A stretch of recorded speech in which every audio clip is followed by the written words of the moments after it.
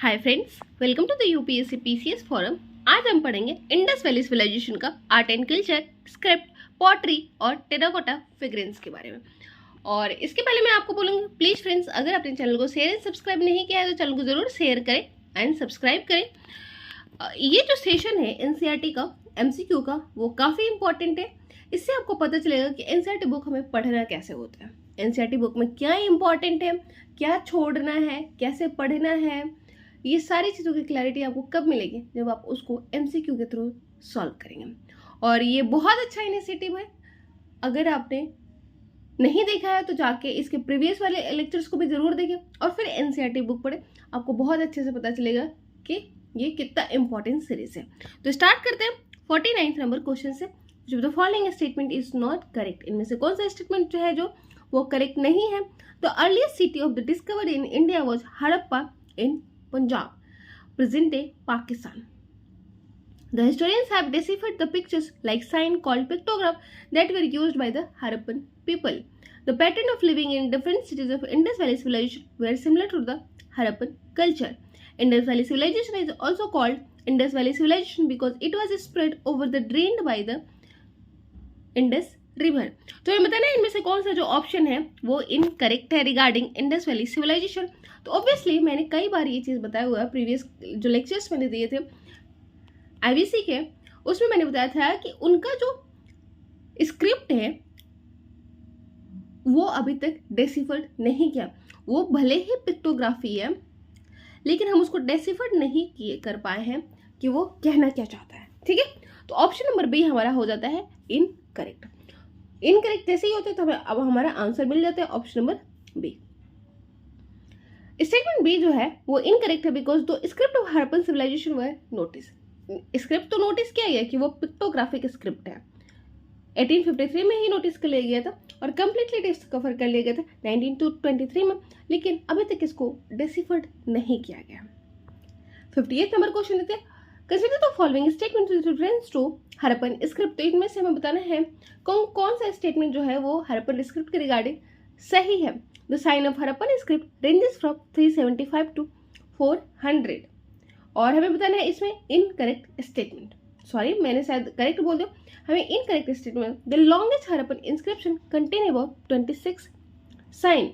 The script was written from left to right. नहीं, script जो इनका लिखा होता था वो लेफ्ट टू राइट नहीं होता था, वो लिखा होता था आपका right to left, right to left लिखा हुआ रहता था। ठीक है, तो ऑप्शन नंबर डी जो है हमारा वो सही है क्योंकि ऑप्शन थर्ड हमारा इनकरेक्ट है। ठीक है, तो साइन जो ये होता था, साइन का यूज करते जिनके रेंजेस होते थे 375 से 400 और लॉन्गेस्ट हड़प्पन इंस्क्रिप्शन जो कंटेन करते हैं वो 26 साइन को कंटेन करता है। ऑप्शन नंबर डी हो जाएगा हमारा इनकरेक्ट क्योंकि वो रिटन हुआ गया लेफ्ट टू राइट नहीं, right to left. Option number D हो जाएगा इनकरेक्ट।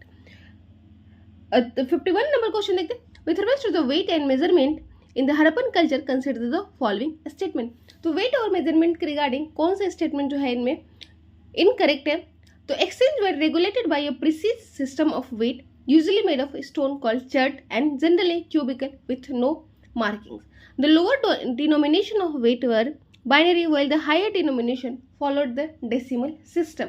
तो हमें बताना है इनमें से कौन सा जो है ऑप्शन हमारा करेक्ट है। करेक्ट ऑप्शन हमें बताना है।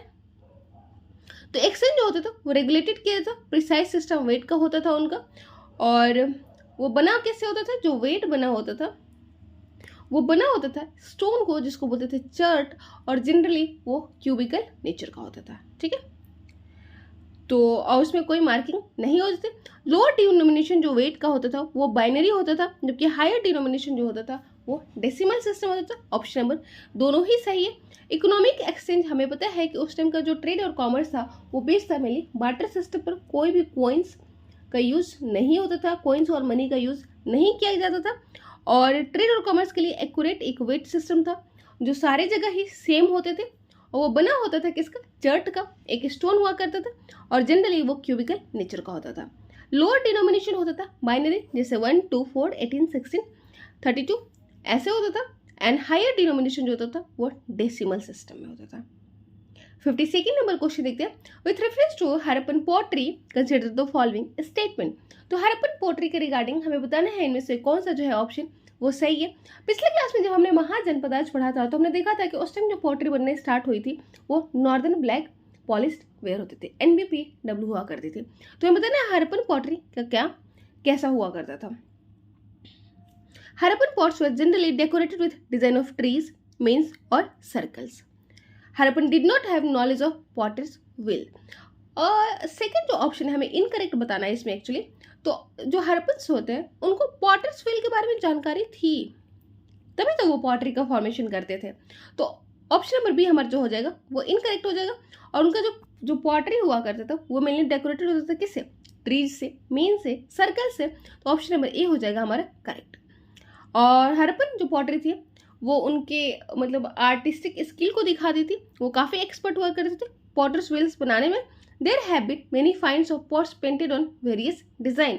These pots were usually decorated with designs of trees, circles, images of men also found on some of the pottery fragments. 52nd number question देखते हैं, consider the following statement. Consider the following animals have been featured on the Harappan seals. और ये शायद question हमने पहले भी बनाया हुआ है कि कौन कौन से हरप्पन सेल्स में मिलते थे। तो हॉर्न बुल मिलता था, ठीक है, बफेलो मिलता था, टाइगर भी मिलता था, राइनोस भी मिलते थे, गोट भी मिलता था एंड एलिफेंट भी मिलता था। सील्स पे हमने देखा था मेनली जो सील्स पे मिलते थे वो ब्रेटडी पशुपति सील्स पे हमें देखने को मिला है, ठीक है, बफेलो, राइनोस, एलिफेंट, टाइगर और डियर। बाकी बहुत सारे सील्स पे हमें गोट भी देखने को मिलता है, वन हॉर्न बुल भी देखने को मिले। तो ऑप्शन नंबर डी हो जाएगा हमारा करेक्ट। और ऑलमोस्ट 2000 सेल्स हमें मिलते हैं हरप्पन सिविलाइजेशंस के, ठीक है। 54th नंबर क्वेश्चन देखते हैं, consider the following with respect to seals used in Harappan culture. तो सील्स के रिगार्डिंग कौन सा जो है वो सही है हरप्पन कल्चर्स में। तो it use facilitate long distance. तो मैंने बताया था कि लॉन्ग डिस्टेंस में सील्स का यूज किया जाता था, जो कि बताता था कि आपका जो सामान है आपने जो भेजा है उस पर जिस पे सील्स लगा वो इंटैक्ट है कि नहीं है, ठीक है, उसके साथ कोई छेड़छाड़ तो नहीं किया गया। तो इस चीज को बताता था क्या चीज? Seals. The sealing on the bag use to prevent the bag of good from tampering. तो यही बताता था कि वो जो बैग है गुड्स का वो टेम्पर्ड तो नहीं हुआ है, उसके साथ कुछ छेड़छाड़ तो नहीं हुआ है। तो ये भी सही है। The ceiling also conveyed the identity of sender. और ये भी बताता था उस सेल्स पे कुछ लोगो हुआ करते थे जो बताते थे कि इसका जो सेंडर कौन है। तो ऑप्शन नंबर डी हो जाएगा करेक्ट। 1, 2, 3 सील्स और सीलिंग ऑफ हरप्पन क्या मेनली फैसिलिटेट करता था लॉन्ग डिस्टेंस कम्युनिकेशन को, ठीक है। माउथ जो होता था बैग का उसको टाइट किया जाता था रोप से और फिर उसको नॉट कर देता था, तो उसके ऊपर एक वेट क्ले लगा देते थे और उसको सिल से ठप्पा मार देता था। और वो क्या बताता है? एक इंप्रेशन होता था जो बता देता था कि इसके सेंडर कौन है। अगर वो इंटैक्ट रहा तो जो आपका सामान है वो काफी अच्छे से पहुंच गया, ठीक है। 55th नंबर क्वेश्चन देखते हैं, consider the following with respect to Harappan terracotta figurine. तो हरप्पन टेराकोटा फिगरिन्स के बारे में हमें बताना है क्या सही है।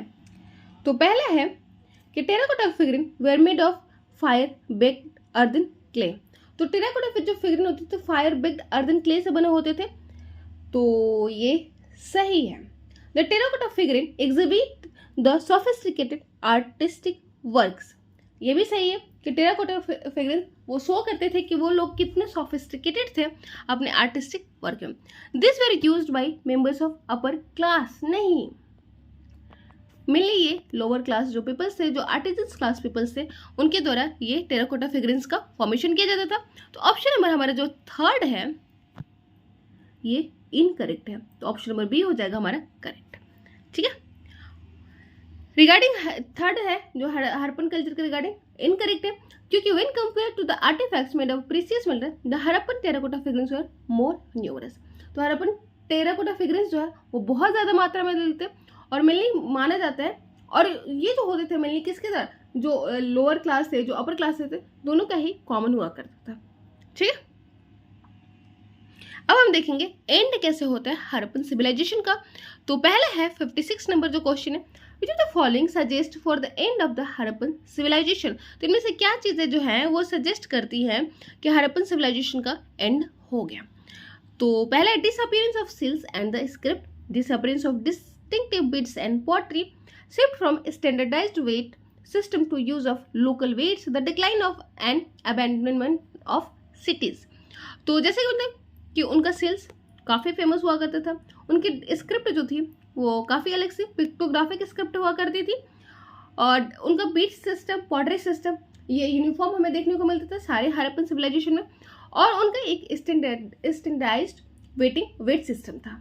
ठीक है, डेसिमल सिस्टम हमने देखा था, बाइनरी सिस्टम देखा था, तो वो उनके एक स्टैंडर्डाइज्ड वेट सिस्टम हुआ करता था जो कि कन्वर्ट हो गया था लोकल वेट्स में। और जो सिटीज़ थे मेनली हड़प्पन जो था वो फर्स्ट अर्बनाइज्ड सिविलाइजेशन था, तो उसका भी हमें अबैंडनमेंट और डिक्लाइन देखने को मिलता है। तो ऑप्शन नंबर डी हो जाएगा करेक्ट, क्योंकि ये चारों ही ऑप्शन करेक्ट है। In few Harappan cities that continued to be occupied after 1900 BC, there seems to have been a transformation of material culture. Marked by the disappearance किसका दिखाते हैं? Weight, seals, special weights और इत्यादि का। Long distance trade और craft जो है specialization disappeared हो जाता है, leads to shift from local weight system. ठीक है, house construction techniques deteriorated, house construction जो टेक्निक्स था वो डेटोरेट, जैसे कि उनका जो प्लान सिस्टम था, काफ़ी जो रोड्स हुआ करते थे वो एक दूसरे को कट करते थे। फिर जो हाउसिंग सिस्टम था, कोर्टयार्ड हुआ करता था, कोर्टयार्ड जो था वो डायरेक्ट गेट के से नहीं दिखता था। तो ये सारे जो प्लानिंग्स थी वो धीरे धीरे कहीं ना कहीं डिक्लाइन होने लगते। The settlement like Cholistan were abandon and population जो है वो मूव करने लगे थे गुजरात, हरियाणा, वेस्टर्न यूपी में। 57 नंबर क्वेश्चन देखते हैं, which of the following could be the cause of decline of Harappan culture, Harappan civilization. तो क्या कॉज हो सकता है हड़प्पन सिविलाइजेशन का डिक्लाइन होने का? तो बहुत सारे कॉज दिए गए हैं एनसीईआरटी में, आपने एनसीईआरटी पढ़ा होगा तो आपको बहुत अच्छे से क्लियर होगा। Decrease in rainfall, increase salinity और desertification, flood due to subsidence और अपलिफ्टमेंट ऑफ लैंड। तो ये तीनों ही कहीं ना कहीं कॉज रहे हैं उनके डिक्लाइन का, ऐसा हिस्टोरियंस के द्वारा माना जाता है। तो ऑप्शन नंबर हो जाएगा सी हमारा करेक्ट। ऑल द रीजन्स जो है वो माना जाता है decline of Harappan culture. It is found that the amount of rainfall had decreases which affect, और जैसे रेनफॉल डिक्रीज करेगा तो क्या होगा, पहले ही बताया था मैंने कि जो हड़प्पन सिविलाइजेशन थी वो सिचुएटेड थी सेमी एरिड रीजन में।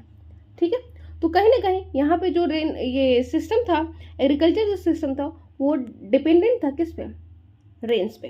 ठीक है, तो रेनफॉल जैसे ही डिक्लाइन होगा तो वो अफेक्ट करेगा किसको, एग्रीकल्चर और स्टॉक ब्रीडिंग को। सैलिनिटी इंक्रीज करेगी क्योंकि ये सेमी एरिड रीजन में पड़ती है, और according to the studies conducted by archaeologists and geologists, the sudden subsidence or upliftment of land caused by flood. 58 number question देखते हैं, और consider the following with respect to post urban phase of Harappan culture। तो post urban phase regarding Harappan culture का हमें बताना है कि क्या सही है। तो पोस्ट हड़प्पन फेज जो हड़प्पन कल्चर का इज ऑल्सो कॉल्ड एज सब इंडस कल्चर। पोस्ट हड़प्पन जो कल्चर है वो ब्रॉडली कवर करता है पीरियड 1500 से 500 बीसी को। तो नहीं, 1500 से 500 बीसी तो आपका क्या वैदिक पीरियड है ना, 1500 से 1000 आपका अर्ली वैदिक पीरियड वाला रीजन होता है। ठीक है, तो ये तो आपका वैदिक पीरियड है, तो ये तो हमारा इनकरेक्ट हो जाता है। जबकि पोस्ट अर्बन फेज जो है हड़प्पन कल्चर का उसको कहा जाता है सब Indus culture. Option number A हो जाएगा हमारा करेक्ट हो जाएगा, और सेकंड जो हो जाएगा वो इनकरेक्ट हो जाएगा।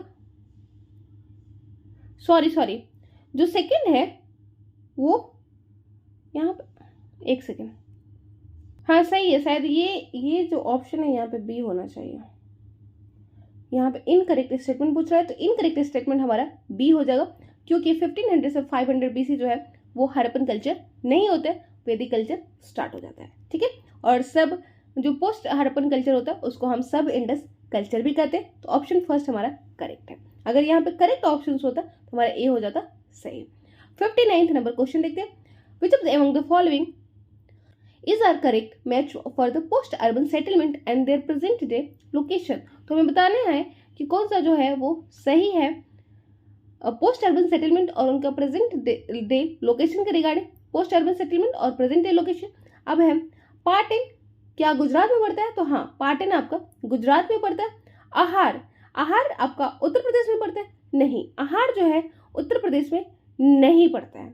गिलून राजस्थान में पड़ता है, भगवानपुरा पंजाब में नहीं पड़ता है, तो ऑप्शन नंबर सी हो जाएगा हमारा करेक्ट। ठीक है, तो ऑप्शन नंबर हमारा क्या हो जाएगा सी। प्रभास, पाटन, रंगपुर जो है वो गुजरात का एरिया, धौलावीरा भी गुजरात का एरिया है, लोथल भी गुजरात का एरिया है। ठीक है, जबकि गिलूंद और अहाड़ जो है वो आपका राजस्थान में मिलता है। अहाड़ जो कल्चर है ना वो फेमस था राजस्थान वाले रीजन में।